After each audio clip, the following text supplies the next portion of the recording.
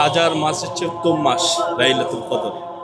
সেই হিসেবে আলহামদুলিল্লাহ আজকে শেষ নামাজটা, আমি অবশ্য সৌদি প্রবাসী, শেষ নামাজটা বয়াতুল কদর পড়তে আসলাম, আলহামদুলিল্লাহ খুব ভালো লাগলো। আমি এলাম 2027 সালে এসএসসি পরীক্ষার্থী।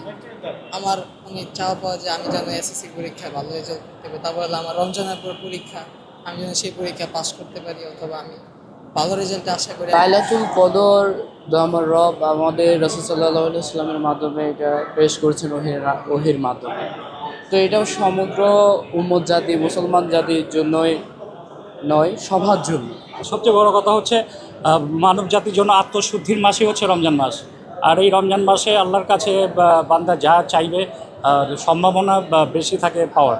তো অনেক রেহাতে আসছে যে এই রাতে পবিত্র রজনীতে একটা নেকি করলে 70টা নেকি সমান নেকি পাওয়া যায়। যদি আল্লাহ আমাদেরকে ভাগ্যে লিখে রাখে আজকে লাইলাতুল বরাত হয়, কদর, সেই কদরের সৌভাগ্য যেন আমরা লাভ করতে পারি, সেই আশা নিয়েই এসেছি এই জাতীয় মসজিদে।